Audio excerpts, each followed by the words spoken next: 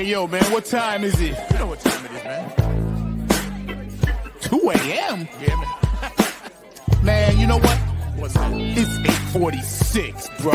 Wow, that's deep. Yeah, you know what time that is. Yeah, man.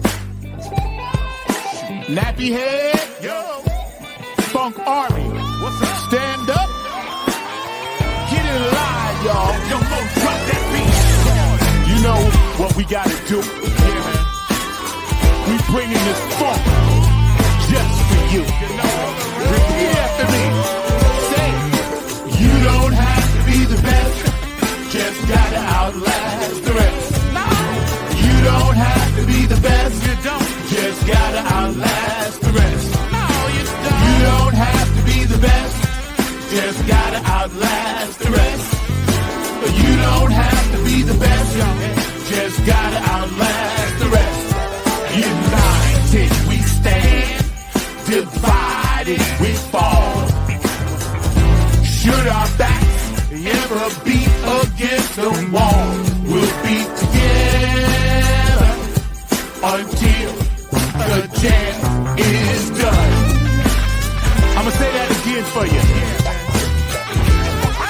United we stand, divided we fall. Should our backs ever be against the wall, we'll be together until the jam is done. Here we go, y'all. Now let me tell you a little story about United We Stand. It says we're gonna funk across this funkless land. We gon' stand up and let our voices be heard. We ain't gonna let nobody stop us from spreading the spiritual word. The ruthless corporate greedy don't give a damn about the needy. We need everybody in the house to join us on this one, alright? Y'all say, united we stand, divided we fall. Should our backs ever be against the wall, we'll be together until the jam is done. Are y'all out there? You feeling me? United we stand. Come on, y'all. Divided we fall. Should our backs ever be against the wall, we'll be together until the jam is done. Yeah. Check. 1, 2, 1, 2. United we stand. Divided we fall. With the poor people most of all, as they poison our mind with food control. Third eye is wise, sacrifice. Wake up and see what they doing to you and me. Keeping a separate product of Illuminati, like the jail cell did my boss John Gotti. Dirty politics and high-priced prostitution reside in all the important positions. Just look around at the injustice in the world. Some forced to live in a deplorable conditions. Watch what we do. This rap is coming up just for you. So sit back, relax, check out our phone calls. The nappy hip-hop army always bumping in your drum. Twitter, tweet, the TikTok. The ruthless corporate greedies don't give a damn about the needies. A movement, genocide and homicide is happening all around the world. Promise me this, promise me that, when all the fat cats stabbing us in the back. Man, get off my back, bro. Killing me. Let me see you wave your hand. We all wanna take a stand. Rise up against the corporate man. Let me head all across this land. Oh yeah. Nothing but this new type funk 2022. Let me see you wave your hands. We all wanna take a stand. Rise up against the corporate man. Let me head all across this land. Come on, y'all.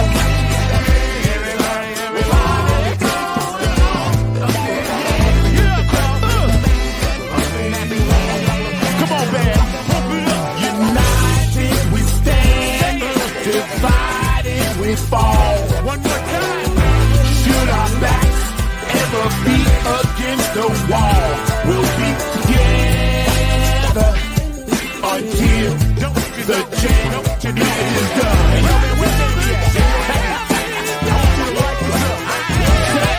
United we stand, divided we fall. Should our backs ever be against the wall, we'll be together.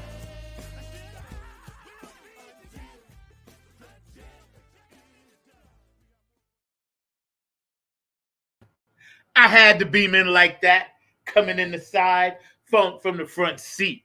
United we stand, divided we fall. You know what today is. 1 week from now, we'll all be getting down and we won't be coming up for air because it's the Motor Booty affair at the Funketeers Ball number 8. It's going to be great because we're dedicating this to our late brother and funk angel, Dr. G. And he's going to be in our memories and our thought process, as well as Honey B. We're going to keep it moving for all those of Chocolate City Alliance that's making it work and everybody that's doing the do. Of course, you know, we're going to talk about GARRETT, SHIDER, and the Groove Allegiance, and the P-Funk Friends and all that good stuff. I got my dog back here, George the Funk Vinci, hanging out. But I wanted to start with this photo because it's right there.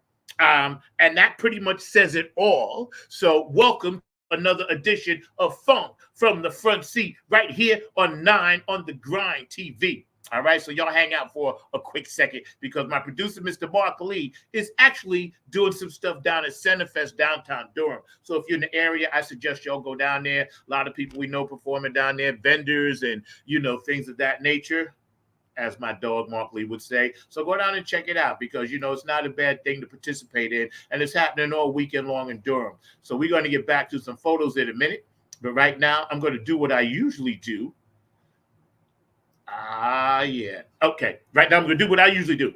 First of all, if you had any transitions or any illnesses or passings or birthdays or holidays or anniversaries, Funk from the Front Seat would most definitely like to send you all our good faith, all our good wishes, and all our funk just for y'all.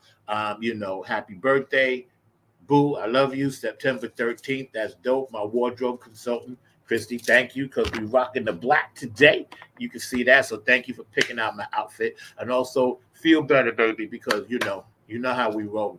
And also, we had some transitions this week. You know, it was deep. You know, last week we had a few, and this week we had a few. And of course, you know, we just got to be mindful of each other and, you know, not let this gorgeous moon that was out the other day affect us in such a way to where we want to attack. We need to absorb that energy and kind of let it flow through us and just utilize it to do good things out here in the world. And let's try to stay balanced. If you can today, try to get some nature in. If you can today, make an I care call. I care call means, hey, you know, I love you. I'm just calling to check up on you and that kind of thing. And if you look on the bottom, you'll see, you know, it's naturally prostate Cancer Awareness Month.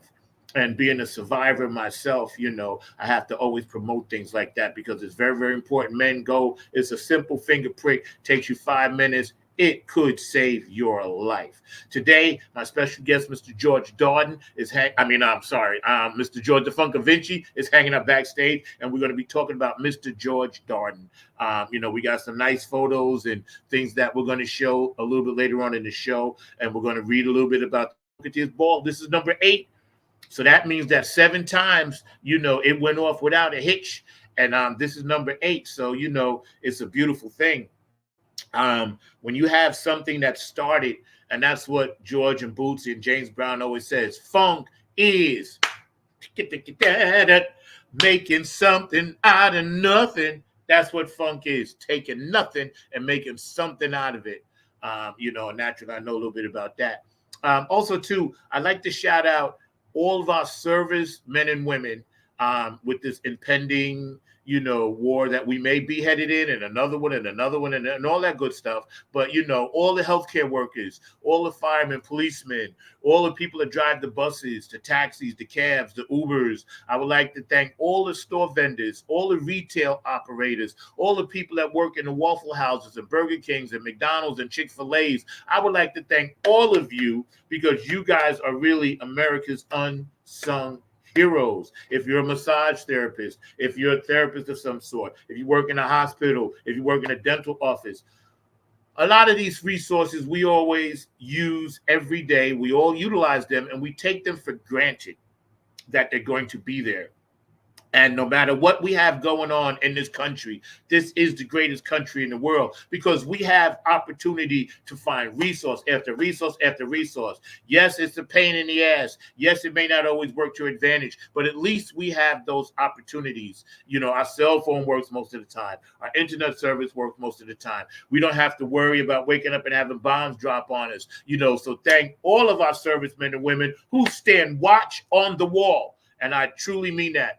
From the bottom of my heart, because in times of intense social trauma, we forget that these things still have to happen every day.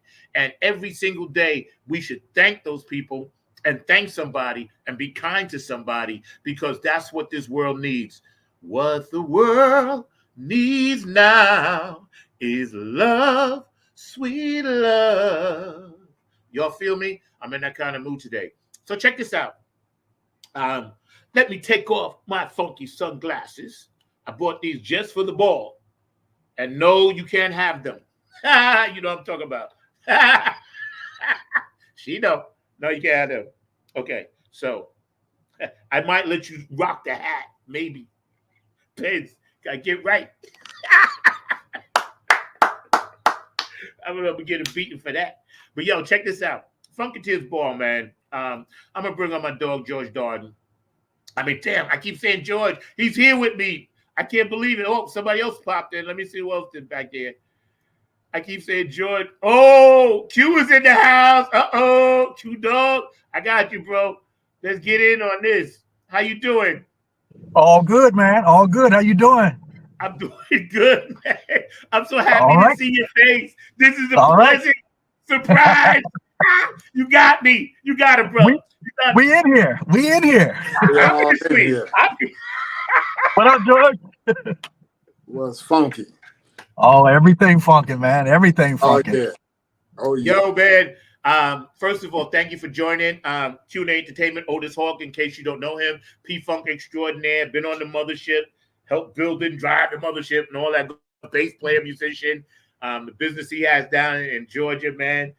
Georgia Funky Vinci, of course, taking the torch, doing all the funky artwork for sale. You could go to his website on his Facebook page and have something custom made for you. And believe me, it's well worth it. So, Otis, man, what you up to, bro? We just kind of chilling right now, man, trying to get ready for the ball. So we're gonna do that. So we got Afterglow 9/24/16. We're gonna hang out with Funky Da Vinci here too, and get a little something in at the at the ball. We got some new stuff. I can't even show it to you yet because it don't even drop at the warehouse until tomorrow. But what I will tell you, is that it's back to school time with Funk merch. Okay? Yes. And P-Funk University, that's my HBCU. Yes. That's all I can tell you. Well, you know what? We will drop. I am so happy that you dropping it here on the show because I'm gonna run it again at 6 and again at 12 and then all week next week. But yo, I am excited because I'm gonna get something. Oh, yeah. For sure. I always get something. Yes. For sure. Look, I make stuff, and I'm gonna get something. There you go. So check this out. I'm gonna start with your reflections, Otis. And I don't know how much time you got, but and George, I want to start with Otis. I want to ask you your reflection on what this ball means to you and all the Funketeers that have been coming through the years? Man, that's kind of deep, man. So we have actually been there 7 of the 8 years. Or if you want to be real time, 6 of the 7. Right. What it means, man, it's a way for our Funketeers to keep funk alive, to continue on the mothership, if you will, keep everything going in that direction, man, because we all know, we all sing the same song and the same chant every time things come up. You know, why is our genre, why is that funk music, why did it get held back so long? You know, we got so many people in this business, so many people on this earth right now funking, and it's like we need some attention. You know, the genre hasn't gotten what it should have got.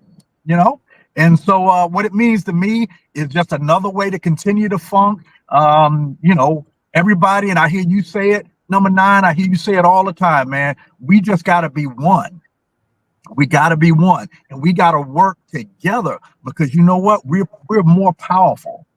The Funk Vinci, when we get him, we get everybody, Curtis, we get all these people, man. We as one, man. It's like watching one of them. You know, I hate to go back there, but it's like watching that Frankie Beverly thing and whatever. All them people over in NOLA. You know, seriously, that we are powerful, man. We are powerful. So it means a lot to me. Means a lot to have been there with George Darden starting it. He's a you know, fellow HU alum. So right. You know, we kind of meshed with that, and we got that going. We did a couple of things the first couple of years. We were good. I think the only one we missed was probably the first one after the pandemic. COVID, the only one that we were not able to get to. But other than that, man, it means a lot to all of our Funketeers around the world. And everybody keys in on it, man. It's the thing to key in on, and it helps us grow as a funk nation, okay, and that one nation. Yes, George, your thoughts, bro. Hey, man, you know, this Funketeers ball means everything to me, man, and to all of us. You know, I've been to 4 of them. This will be my 5th one. Okay. And hopefully it can go up to 6, 7, 8, you know, my 8th ones or whatever, you know, we're at number 8 now, but I want to see 9, 10, 11, 12, you know, and hopefully I can see all the way up to 20, you know. I'll probably be old and decrepit, but hey, I'll still show up. You know, hey, it's all about what George said back in the day, and still says to this day. Funk is his own reward, you know, and we need to keep this thing moving, keep it going, you know, because it's generational.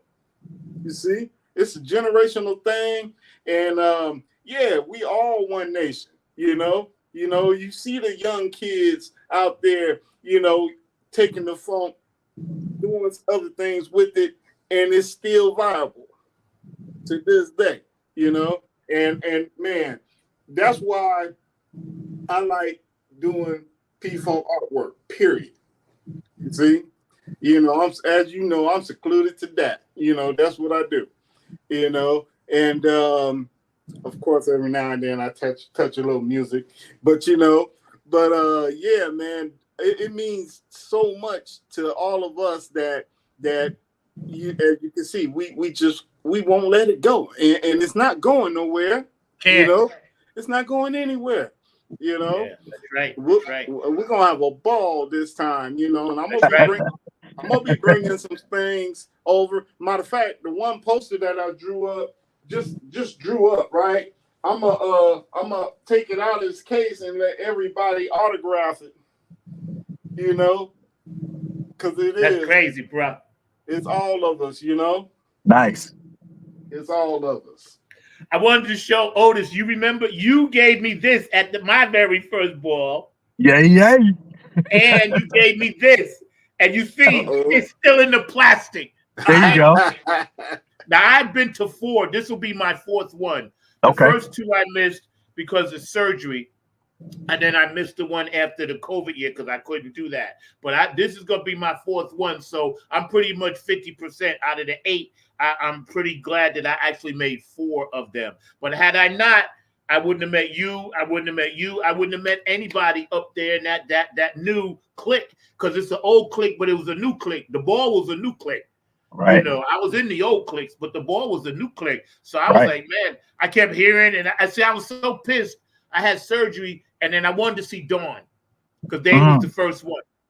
You know, I wanted to see them. And when I heard that they was there, I was like, oh man. I was like, and my doctor's like, nah, you can't travel. You know, your shoulders are sling, this and that. I said, but doc, suppose I just kind of do that. He said, no. He said, you can't go. I was like, all right. And then the very next year, I had the same freaking surgery on the other shoulder.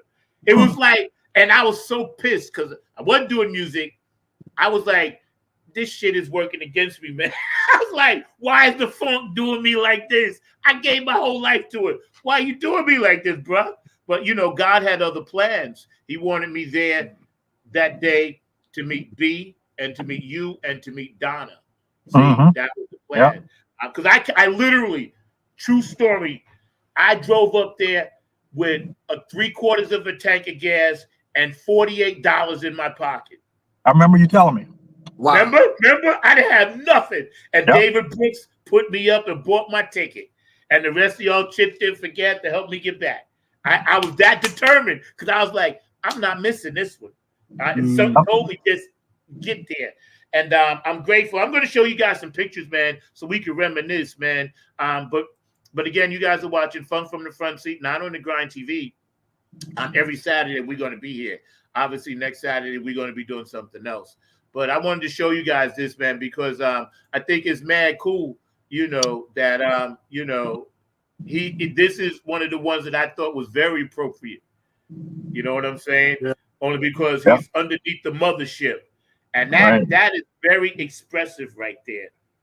Because I didn't know George like that, like y'all knew him. I didn't know him like that. So I only, when I saw him, he was already having to deal with the health issues, right?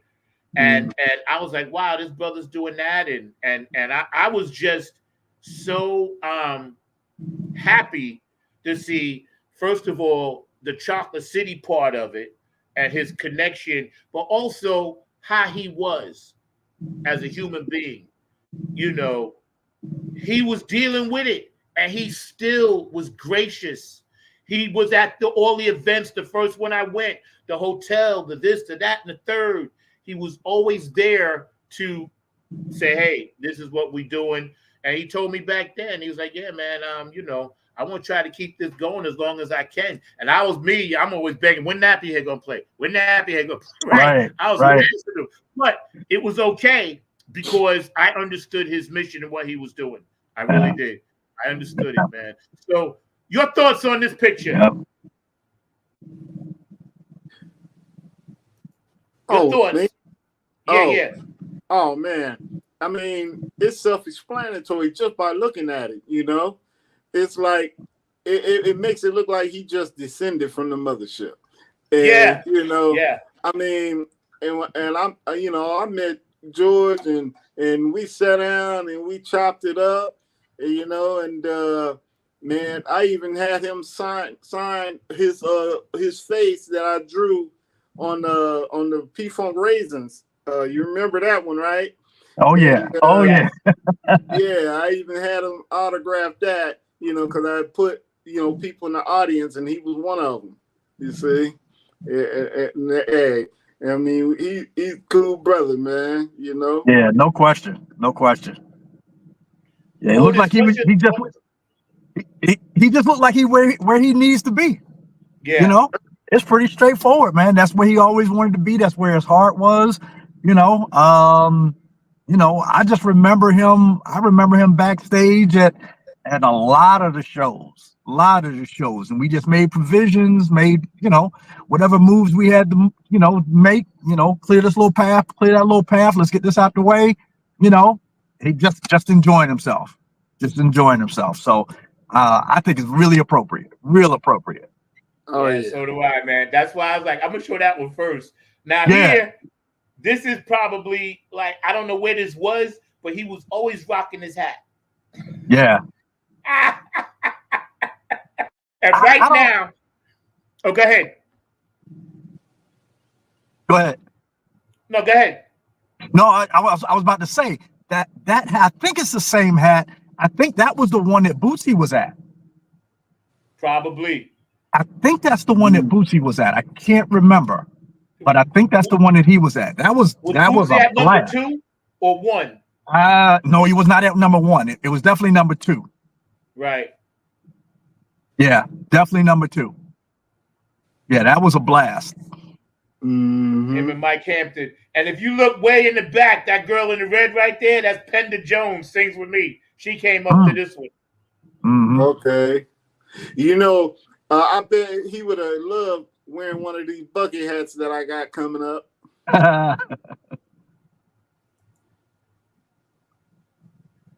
Him and his boys. Yeah, I'm assuming that's the fam. So yeah. Yeah, Redskins.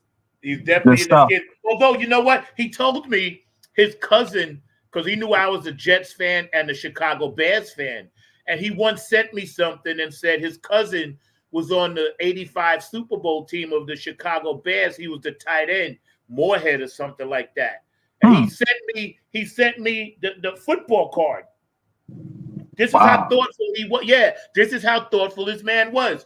He took the time out. He said, I got something for you. So he said, send me your address. And about like a month later, I get this envelope. I'm like, okay, I always hold up stuff to see if it's a check, right? So it ain't a check, yeah, ripping it. But I held it up. I saw this thing inside. So I was like, who's sending me some kind of cardboard? And he put that card in there, man. And I was like, damn. So I touched base with him. I was like, bro, I was like, you're just killing me over here with love. Right. Him and George, Dr. Funkenstein. Yep. That's it. The doctor. That's it. Doctor George the doctor. and George. That's it. George and George. Yeah. Something about these Georges, man. Right. Something about it. oh, we done 3G now. 3G, you know it. I'm trying to tell you. George, and George. Right. Hey, there you go. I think this is the one that I performed with Tony Cameron and Funk All Stars at. I think this is that one. Look like it. Yeah. It looks like it, right? Yeah. Robert. Now Julia, the Funk Angel.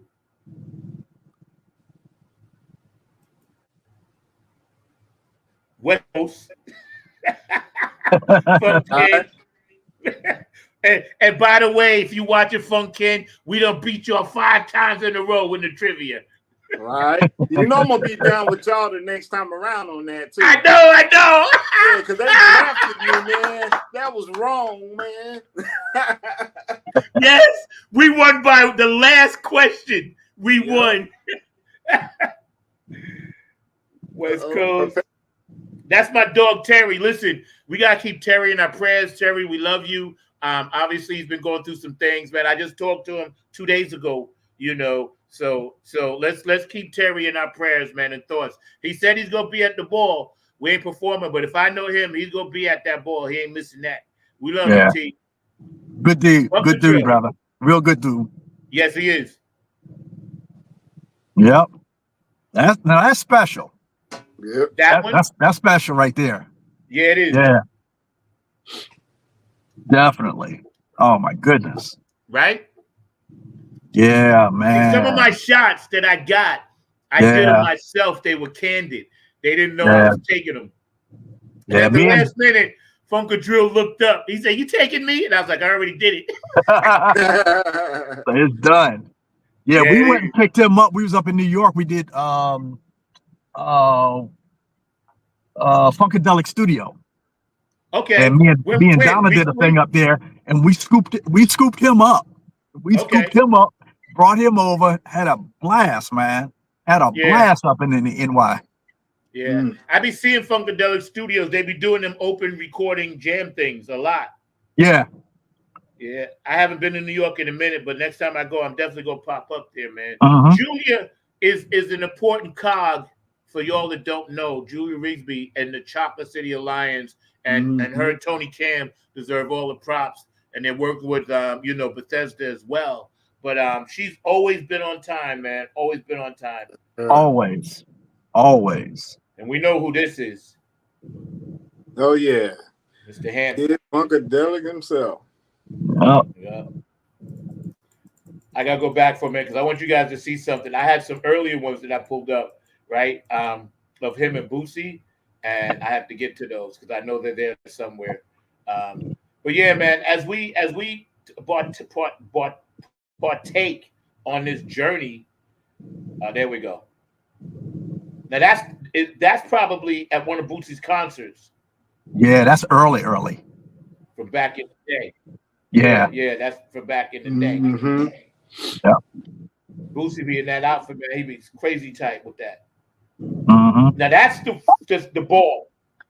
That's the one. See, and he got the hat. Look at the hat right there. Yes.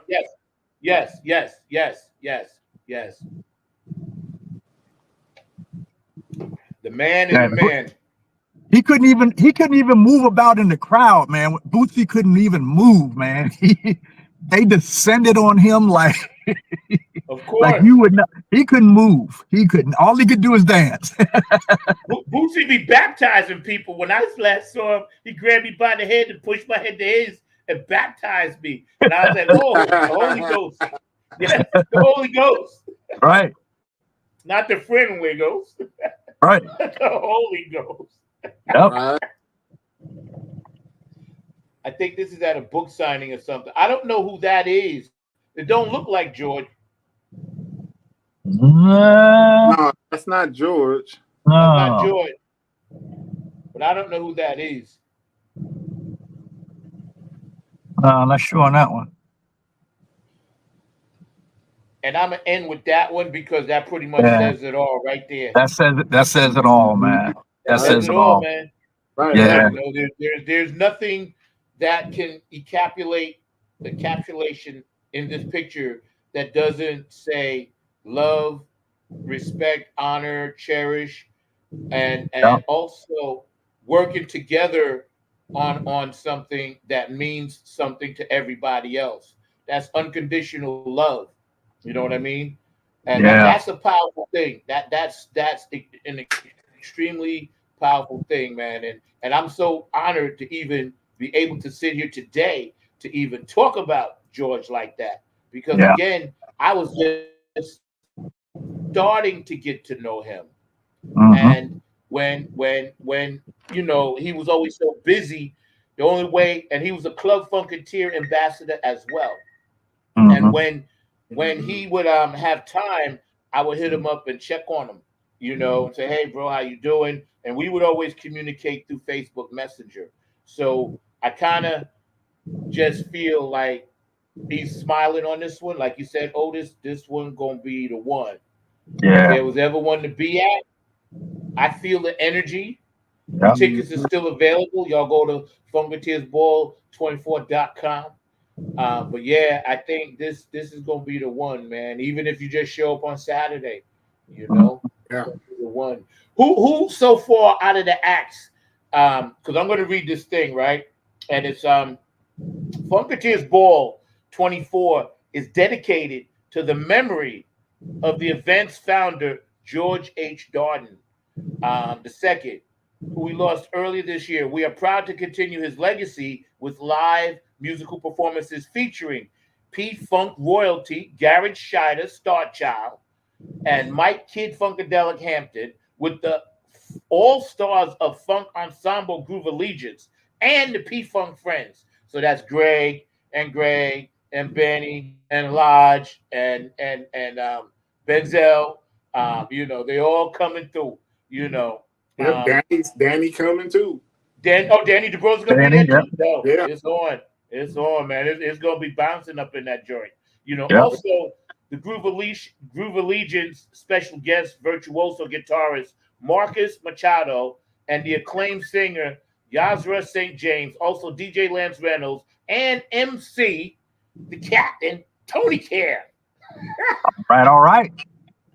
Funkatives Ball is a much anticipated annual event presented with the Chocolate City Alliance celebrating the music, style, and culture of Parliament Funkadelic. Now, this year is the 50th anniversary of Up for the Downstroke and Standing on the Verge. So just think about that. 50 years we've been standing on the verge. Okay. Yep. 50 years. I'm gonna ask you, where was you when you first heard that song, Oh? I was in Jersey. I was up in Jersey. So now me and Boog, Donna, all of it, we lived in the same little town. That's the way we all came up. And when that came out, man, that was something. That was 73, right? Right. 74? Yeah, 73, 74. And we lived in this little bitty town called Lakewood, New Jersey. New Jersey. Man, you could throw a rock across the city. Yeah. I remember Lakewood. I know Lakewood well. Yeah, but we had a good time there, and man, when that came out, man, I'm gonna tell you, man, y'all already know, man. My Boog is he's my inspiration, man. Tell us about that. Your relationship with Boogie. Wow. I mean, we don't have that much time on this feed, man, but I'll try to give you the shortest version that I can. 7 or 8 years old, we all go to church together. Wow. Boog, Donna, rest of the family. You know, I don't know if you know or have ever seen his older brother, Boogie's older brother, Cool Pop. No. Cool Pop is a player. Also, now a minister somewhere down in your neck of the woods, Zach. But we all grew up together there, and so every day, every Sunday, because again, I'm Pentecostal church, 3 days a week. Wow, Pentecostal. But 3 days a week. So Boog is coming in, he's playing. I'm 7, 8 years old, man, and y'all can relate to this. I am absolutely certain. Man, I love hearing guitars and hearing these instruments so much. I start playing the chair. Y'all know how to play the chair, right? Right. You just stand up. You stand up and you strum on the back of somebody else's chair that's in front of you. Mm-hmm. Next thing you know, we had this dude. Me and Boog always laughed about this, man. We always laughed about it. We had an older dude, man. When I finally started playing, I was a one lick soul, man. Man, I could play a song with one lick. Man, I don't need 6 strings. I didn't need but one. I was all over that neck with that one string. That's how I started. So I started by ear. And so I'm listening to Boog there. I'm listening. We're getting things. I'm staring at him.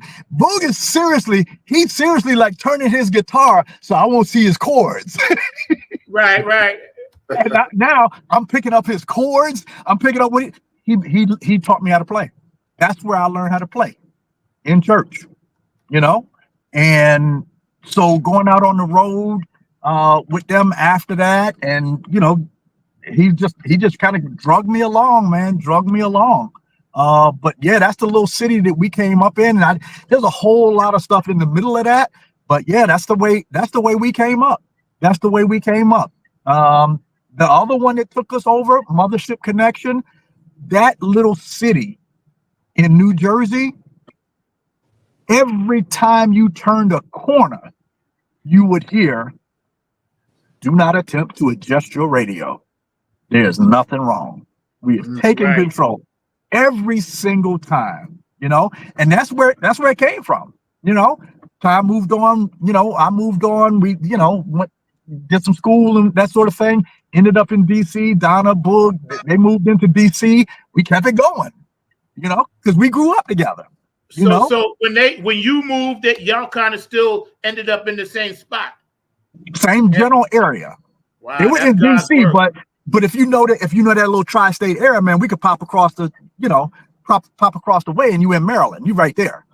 Yeah. So we hung out together, you know, the family and what have you, went over their house, we were always like together, always together. So long history there. And then of course, you know, after that, you know, things start taking off. Atomic Dog starts taking off. Man, oh my goodness, man! I had to finish up. HU. Man, I think there was a time where I didn't see Book for about a year because Atomic Dog was. What did it get to? I'm trying to remember now. Atomic Dog got to #2, and Michael Jackson, I think, was the only one that beat that out, if I remember that correctly. I forgot what it was, but he was the only. That's the only reason that never popped into #1 for a consistent amount of time, because Michael Jackson was doing. He was doing, what was he doing? 3 Thriller, months worth of Thriller, I think. worth of 1 month. I mean, three months in the #1 spot. I was like, this is crazy. Where does this boy gonna let this thing go? But basically though, that's the way we all came up. We all lived in the same area. You know, I mean, but little gaps here and there where we weren't, you know, connected with each other. But man, overall, our parents, you know, believe it or not, Boogie's mother was pastor at the church. Wow. You know, we all came up the same way, and most of us in this business, we learned how to play in church. So I'm definitely not I'm definitely the same example.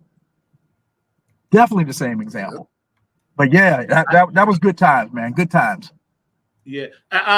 George, let me ask you, when you first heard Standing on the Verge, where were you at? Compton, California. Wow. Yeah. That's where I grew up. And so let's see. I was in junior high. Yeah, junior high school. And I heard it and I was like, okay, I'm being a clown. We in the lunchroom and the lunchroom got like a patio type deal with the benches out there. I jumped up on top of the bench and was jamming to Standing on the Verge. and one of the teachers came and got me down and told me that I can't be up there, you know. And they were trying to get us to turn the music down. But you know, lunchtime we're all having a ball, you know. And so, you know, that's when I first heard it. And then I had my mom go buy me the album. I had her go buy me the album because I had to have it, you know. And and like yourself, I learned how to play instruments in church because I play by ear. And it's crazy because I got a C in music. Okay. But it was like I got an A in church. You know? Yo, right? The first thing I learned how to do in church was play the organ. Okay. And then the next thing I learned was drums. And then but I stuck more with the organs, but I always was a bass head. I loved the bass, you know. So I would go, and when everybody leave after rehearsals, you know, choir practice, I'd go grab the bass and just start plucking notes out, Parliament notes. That's what I would do. I'm playing Give Up the Funk at church. And then I got in trouble one time because the pastor heard me. You know? I got in trouble. So I was told not to touch the bass no more, you know. And I could still be in the choir, but I couldn't touch the instruments, you know. But my mom, she went and got me a keyboard. And so that's when I started doing that. And then my little money from cutting grass, I saved up enough to buy a drum machine. So I brought me a drum machine and started programming drum machine. That's when the like 808 and stuff was out. You know, they come up with the 808 later on. But I got it, and my mom got mad because I spent a lot of money on it. You know, when the 808s came out. You know, but I was man at school. At school, yeah. I can tell you this guy named Howard Beeman, and I was coming up in his band. I was still a youngin', and he was into Eddie Hazel. And I always knew about Jimi Hendrix. I didn't know who Eddie Hazel was. And he said, nah, man, because he would play Maggot Brain. And I'd be like, oh, Hendrix got something new out. And he's like, no, that's this guy named Eddie Hazel, right? So he said, you should understand what he's about, because he's a free-spirited. And he told me back then, he said, I don't even know Eddie gonna do whatever, but he gonna be in the footsteps of Hendrix. He ain't gonna be here long. Howard told me that back in 1972, 73, 74, right? So he lent me the Cosmic Slop, Stand on the Verge. He lent me like 3 or 4 of his Funkadelic albums. Because at the time, I was more into playing football, but I was learning how to play drums, right? And those early albums, the drumming on there was ferocious. You know, they wasn't there. They was like, they was ferocious, you know. And he lent me America East is Young, the double album. And I could only play that album when my father went to work because there was so much cursing on it, you know. And then I was like, okay, I understood. And I was like, I think this is who I am because I identified with it. And then I heard, hey, lady, won't you be my dog? And I'll be, I was like, okay, are they allowed to say that? I literally asked Howard B. I said, are they allowed to say stuff like that? And he said, yo, this is Funkadelic, son. Right? And then I heard, I heard that guitar and the way it launched in. And then I heard, I said, this is funk fusion. They wasn't calling it that, but if you think about those lines, that they was like, yo, we just in here and y'all ain't gonna fuck with this, right? And I was like, okay, Standing on the Verge. I listened to the words. I was like, I'm in. I'm sold. Because it had all the elements I loved: rock, funk, wildness. You know what I mean? And of course, that was just my personal story. But our whole neighborhood in Bayshore was underground funk.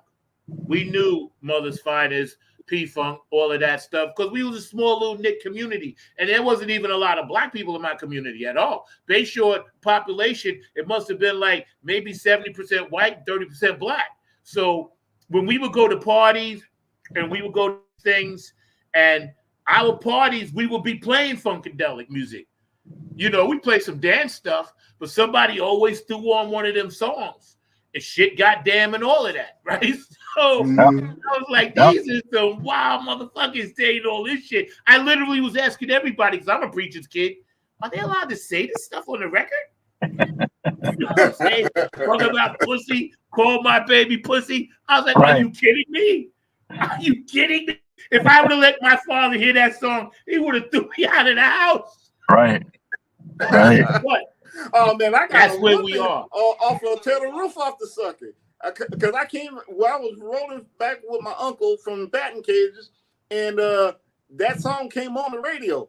So we pull up at the house. I'm still singing the song. Tear the roof off, they're going to tear the roof off the motherfucker. Right. My mom thought I was saying motherfucker. Oh man, I got smacked. She told me to get in the room. What was I singing? My uncle had to bail me out, man. My uncle said, "Oh no, it's a song. It's a song that they play on K-Day." I'm like, "Oh man!" But I got a quick thing to add. Then I'm gonna finish something, or I'm gonna let you go. But I got to tell you, right? When Parliament Funkadelic, Grand Funk Railroad, of course Hendrix and Sly, when all of that music came out, not so much James Brown, because smaller stereos could still handle his stuff. When that music came out and they had elevated the sound, I went to my father. I said, listen, I don't want no birthday presents. I don't want to do anything. I'll cut grass all summer. I need a bigger stereo. Plain and simple. Because he knew I was a musician. And the little tiny thing I had, the little Sears and Roebuck one, man. Oh, man. Funkadelic was blowing that up. Man, you done took me back, man. I had that one. The Sears and Roebuck. It was like this big. It had a radio, had an 8-track. 8-track. And the record player sat on top, and the speakers were about the size of a shoebox.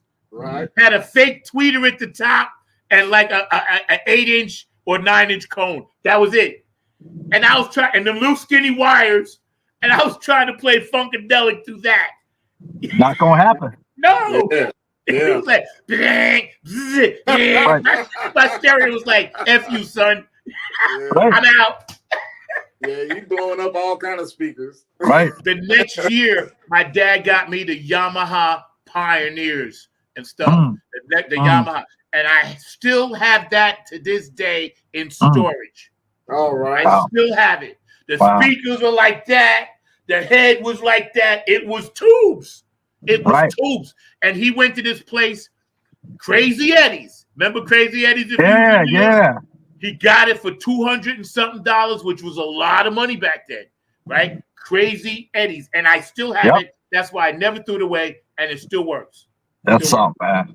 Yeah, you took me way back there, man. That Sears Roebuck. Yeah, that was my first amp and my first guitar. My parents bought it from me when they got tired of seeing me strumming on the back of the chair. They took me to Sears and Roebuck, both of them, and got me an amp. You remember them amps was just silver, like that silver and black pastry or whatever that was over it, and a guitar. Right. And I went from there. The rest of it was history, man. Yo, let me ask you though. Did the amp have that hearing aid cord, that little skinny cord? Man, stop, man. Stop it. Stop it, man. Stop it. Wait, did it say realistic or Emerson on it? What did it say? Did it say realistic or Emerson on it? Realistic. But remember the cord though. They wanted you to plug in with a hearing aid cord and then plug it into the thing. It was so. I was like, this ain't even a regular jack cord. Like George said, that's like square dancing on a round floor. Making something out of nothing, bro. Look at us now. See what I'm saying? Look at us now. You know, exactly. See, this is dedication for everybody watching the show. And forgive me because my lips are doing some chemo stuff. But for everybody watching the show, man, this is called dedication to the love of each other, our vibe, our ministry to each other through the funk. And if you don't know nothing else about the funk, come for the first time and get some of this because you will always have it. You'll always have it.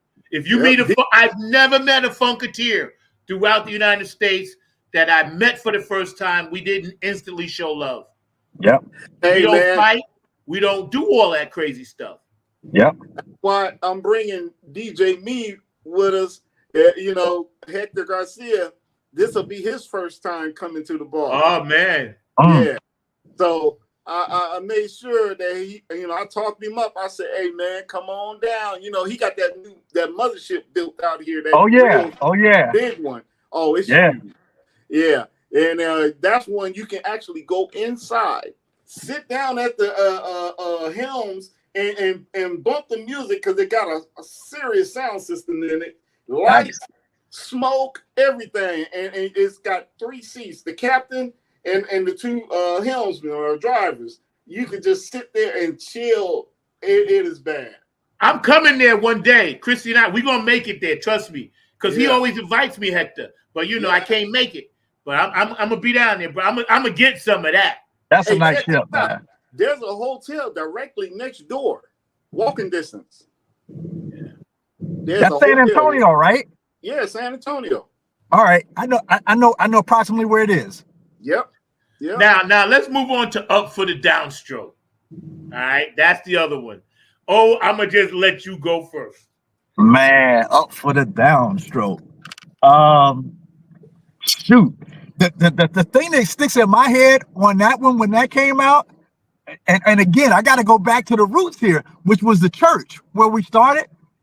Man, in the middle of songs, the church songs, Boog would be unamped, just acoustically messing with that, just messing with it. So when it came out, it was, again, it's like everything that came out, man. I don't know. It's not many folks that remember it like that. But when you can put out song after song after song after song, and every one of them is hitting like that, man, you got something. You got something. Up for the Downstroke was definitely another. Like you couldn't wait for George to put out something else. You couldn't wait. Like you knew it was coming, but you just like you all messed up because you can't figure out when it's gonna come, but you know it's gonna come. But Up for the Downstroke, all that, man. In New York, we were at a disadvantage, and I'll tell you why. Right? We would get the music last.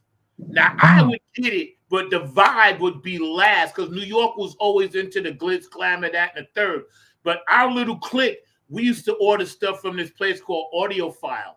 And if we went to the farmer's market, not the one in Bayshore, but if we went to the farmer's market in Queens, we had to get on the train and go there, right, to 125th to buy Funkadelic and P-Funk albums because farmer's market only sold the 45s, right? Yeah.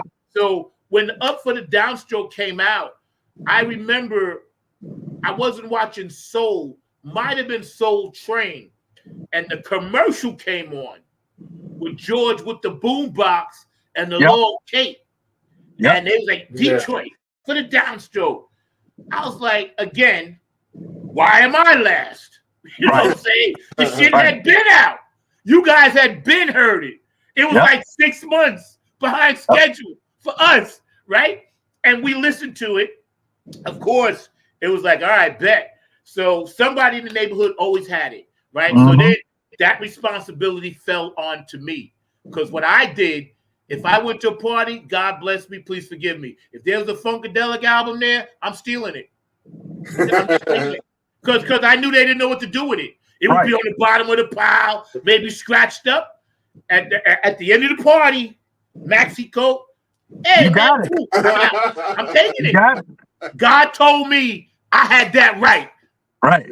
I'm like Donald Trump. I had the right to snatch up that album by the you-know-what. Y'all don't know what to do with it. And then within one summer, bro, I had a Funkadelic collection with all different initials on it. JD, ZD, AC, all mine, son. Mine. Right. I took it. Right. You want something in life, you gotta take it. Yep. Yep. That's it. So yeah, let me Up for the Downstroke Palm Center version, which will be performed live with many more classic P-Funk jams as well as the next generation of funk. For you guys that's coming out, enjoy an evening of great live music and share the experience with the Funketeers from the DC area and all around the world. One Nation Under Groove and all the funkiest attire that you can wear. Please feel free to wear it, but you don't have to. Vibe and get down on the dance floor because soon as the first song starts, soon as Danny starts hitting that, whatever he's going to do, we leaving the tables and we're all going to the front. Be prepared for that. Yes. That's what happens at P-Funk Show. That's it. We got about 5 minutes left. Yo, this has been an amazing run, man. I gotta thank you guys for popping on and making this really a lot of fun. Of course, I'm gonna see y'all next week. And when we finally meet, the three of us, we have to get a picture of just us three. That'll work. We have to get this picture of just us three because for a lot of reasons, but because none of us have that. You know what I'm saying? None of us have that. So, before we go, let us know what you're going to be selling and some of the stuff and go over that again where they can find the merch if they don't make it to the ball. All right. For me, it's going to be Afterglow 92416.com. And real quickly, I just want people to understand what that 92416 stands for. People keep asking me that. 92416 is the day that the mothership entered the Black Museum.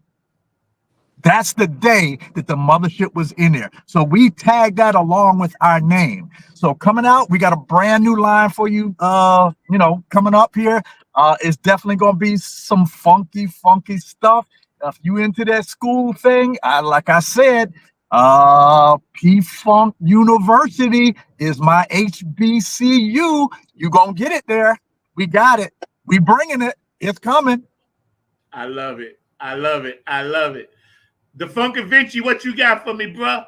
Man, my stuff was at a spur of a moment thing. I got out of the 12 bucket hats that I've done, I got 6 of them left, and so I'll bring them with me to the ball, and when we do the meet and greet or whatever we do, we all meet up, people will be able to, grab them right quick. I do have a website, but it's still under construction.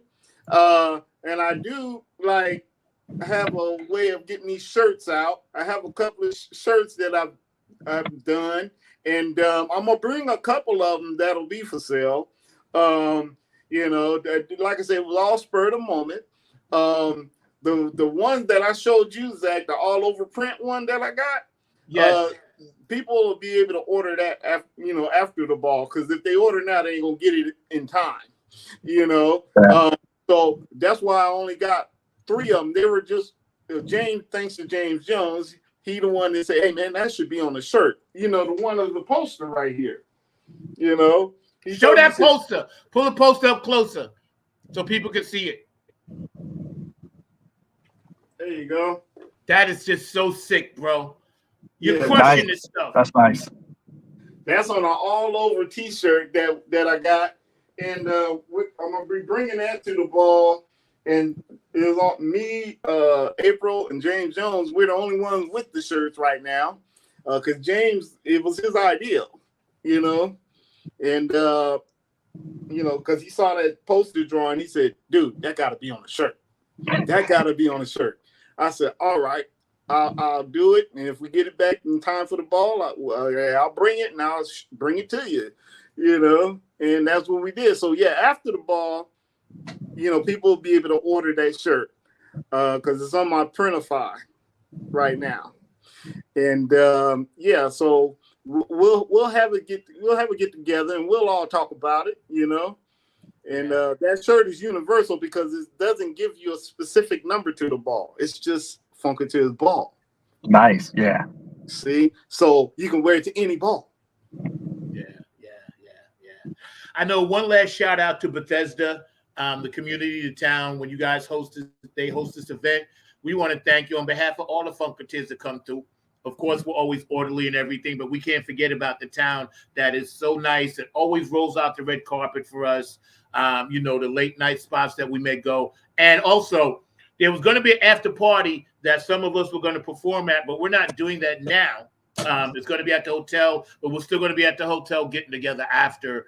There were a lot of logistical things that were happening, you know, and so we're going to just, you know, pause that for maybe Funkatiers Ball 9 and maybe number 9, maybe Nappy Head. 9. Maybe. Yeah. Hey, just want a shot. Yeah, I see where you're going with that one. It's a shot. I I see mean, the you're on alignment. satellite, just 9. If you're watching 9, Bethesda, And right you know here. I'm bringing your flag, right? Oh, okay. Yes. Yes.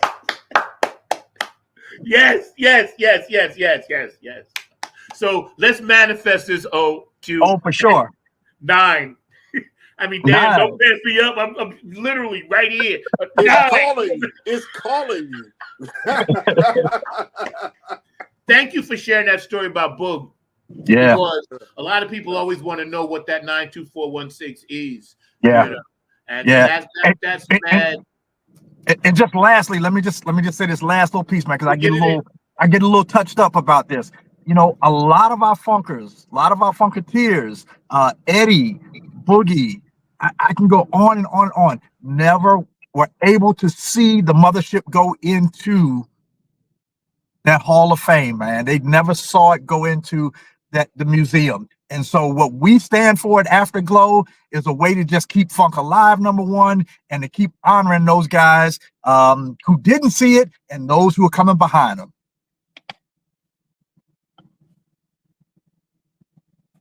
That's very powerful. I had gave you the full screen for that because that does mean a lot. This is why even the days that I don't feel like doing it or I'm on stage and it ain't going right and I want to quit, when I come home or somebody says, no, keep doing it for the reasons, they bring up a lot of these reasons for the Funkatiers, the fallen Funkatiers. Right. You know? And I had worked on a song a while ago I never put out for all the fallen Funkatiers. So I think I'm going to have to revisit that at some point. Maybe you and I can get together, Owen. We can do something with that, George. Yeah. But yeah, when it comes to the honor of it, and we just went from all the way to church, all met, all the way up to now, right? And so many brothers and sisters get forgotten about. Yeah. Girls especially. I'm proud of Dawn for doing her book. whatever it may be. I don't really care, controversial. But you know what? She's a fun queen. She stuck with it. She got her thing on. I'm happy for her. You know, Amuka, you know, she's doing her thing all the time. And the other, you know, I forget that, you know, all the ones that are still active. I think one of the nice parlettes are with Sheila E. sometimes on that tour. I forgot her name, but she does stuff with Sheila. And they're still around, these ladies. We can't forget these ladies. They were background, and but you could tell a personal story about them doing backgrounds late at night. Oh yeah. There's always something was happening. It was always something happening. I can't. I'm a little emotional right now, so I can't go into it. But no worries. Yeah, there was always something with that. Yeah, always something with those ladies, man. Yeah. You know, I just remember, wow. It could be spontaneous in the middle of the hotel, coming back from the show, something else pick up, and you start something new, and you learn something new. You know, Lita Woods, man, my heart. Oh God, yeah, man, that's the voice right there, man. That was the voice, definitely the voice, man. So all the ladies, man, all the ladies, as Boog would say, chirp chirp, they can chirp. That's right. Because Belita, I always loved Brainstorm and never knew why. It was her and that bass player. And then I couldn't believe it when years later I actually met her. She was frying chicken. I was in the room with them and fish. And I sat down with Belita Woods, had fish, chicken, collard greens, and yams up in upstate where the undisclosed mothership is. I ain't gonna get a place. But I've been there. I said in my mind, George, and I was like, I can't believe. It was like sitting with Mahalia Jackson. Right. Because to me, she's the Mahalia Jackson of funk. Mahalia Jackson has always been my favorite vocalist, regardless, because of who she was. But, of course, Gary Shider, Belita. But I couldn't believe I was sitting talking to her about greens and chicken and fish. Right. It was just, it blew my mind. And I was like, I loved you in Brainstorm and never knew why I loved that group. I said it was your voice. The music was badass because them boys were bad. Yeah. I was like, your voice. I was like, now you with P-Funk. I was like, I got the vapors. You know what I'm saying? I got the vapors behind that, man. And of course, Dawn, I hung out with her a lot, with the Mooka. And I said, man, you guys are the brides of Funkenstein. I was like, I can't believe that y'all even exist because I only knew you from the albums. You know what I'm saying? And now that they're all still doing it, including Star and all the other girls that were there, I am just so proud of these women. And I have to put this in. Yeah. I have to, man, because they be forgotten about. And we can't do that. It's like they were all part of it. It was like you were part of it. You a mixture. It was like y'all was in a blender. You know what I'm saying? There'll never be another. This won't be. This won't be. Anyway, we get ready to get out of here, man. Any last words or thoughts, gentlemen, before we hiatus out of here? Let's see y'all at the ball. Bring your funk with you. Exactly. Yep. And you know what it is? Compton love for life, P-Funk forever. And you know how we keep those peace signs together. That's what's up. We're going to end with something that I like to always end with because it always talks about the power of the one. So I will see you guys at the ball. Make sure you all are there. Go to funkatinsball.com. Check out Tony Cam's website. Check out Q&A Entertainment. Check out Otis's website, 92416, Afterglow 92416 with Don and everybody. And Georgia Funkavinci going to be bringing the dope art. I'm going to be bringing my funk vibe there. We're going to be coming through. Everybody just know we're going to turn this one up and turn this one out for Dr. G. Yes. I love you, Dr. G. I got to put your picture one more time. And wear the funk on your feet shoes. You know what I mean.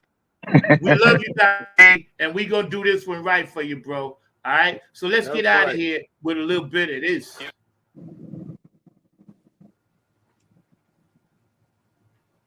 Dr. G.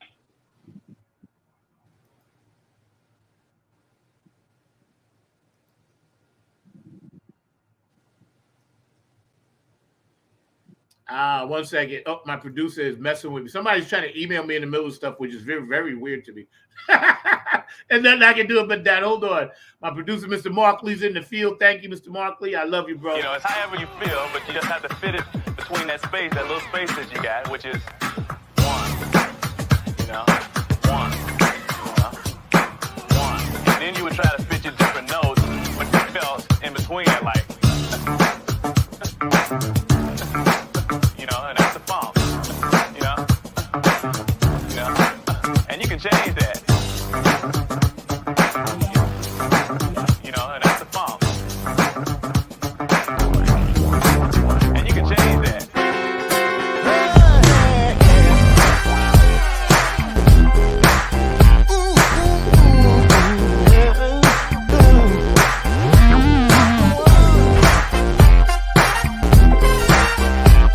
True essence of the funk is the power of the one.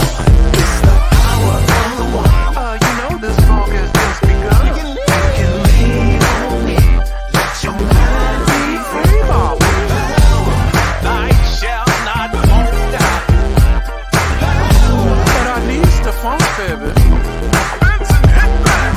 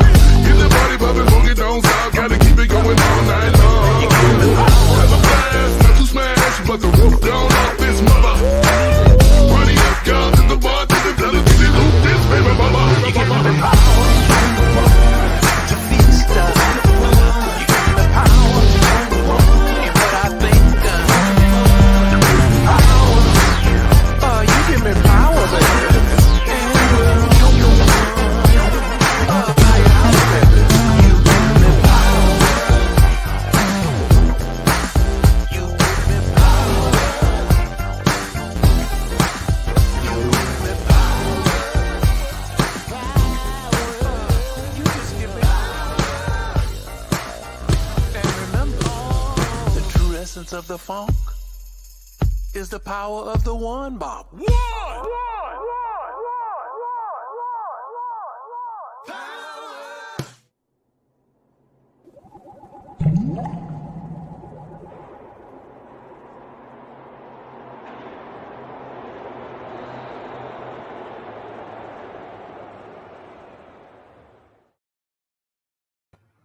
Y'all know how we do. Funketeers Ball number 8, George Darden. Y'all make sure you are there because it's going to be all of that and then some. It's going to be a healing like never before. Next Friday, Saturday, and Sunday morning for breakfast. Y'all hang out in Bethesda. You know it's going to be, what can I say? Funketeers Ball number 8. I'll catch y'all on the flip side. Peace. And we are out. I love y'all. I'll see y'all later. Bye.